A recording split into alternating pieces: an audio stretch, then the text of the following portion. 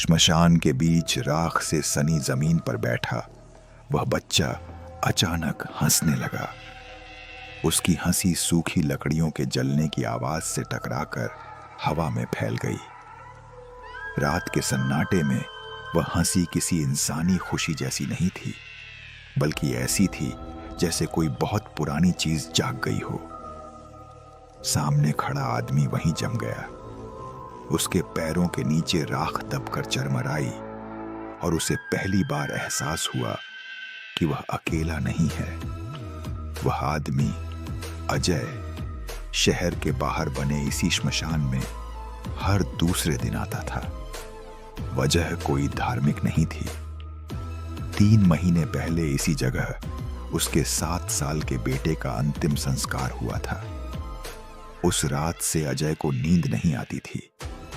वह हर बार खुद को समझाता कि यहां आना बेवकूफी है, लेकिन पैर अपने आप उसे इसी जगह खींच लाते थे। आज की रात भी वैसी ही थी, बस फर्क इतना था कि आज सामने कोई बैठा था। बच्चा पीठ किए बैठा था, छोटे छोटे पैर राख में धंसे हुए और सिर हल्का सा झुका हुआ। अजय को पहले लगा कोई भटका हुआ बच्चा होगा, लेकिन श्मशान के फाटक पर ताला लगा था। हवा में जलती चिताओं की गंध और अधजली लकड़ी की गर्मी थी। फिर भी उस बच्चे के आसपास अजीब सी ठंडक थी, जैसे वहां आग नहीं, पानी बह रहा हो। हर कुछ सेकंड में वह हंसी दोबारा सुनाई देती, बिना मुड़े, बिना हिले।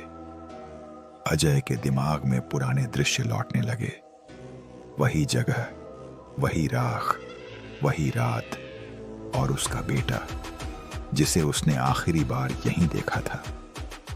अजय ने गौर किया कि बच्चे की कमीज का रंग वही था जो उसके बेटे ने मरने वाले दिन पहना था। राख के बीच बैठा वह शरीर थोड़ा थोड़ा उसी जैसा लगने लगा। हवा तेज हुई, पास रखी अधजली लकड़ियां खिसकने लगीं। अजय का दिल जोर से धड़कने लगा। उसे महसूस हुआ कि अगर वह अभी भी यहां खड़ा रहा तो कुछ ऐसा देखेगा जिसे जिंदगी भर भूल नहीं पाएगा।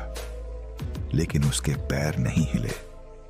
उसकी नजरें बच्चे की गर्दन पर टिक गईं, जहां से राख धीरे धीरे फिसल रही थी। अचानक बच्चे की हंसी रुक गई। श्मशान में एकदम सन्नाटा छा गया।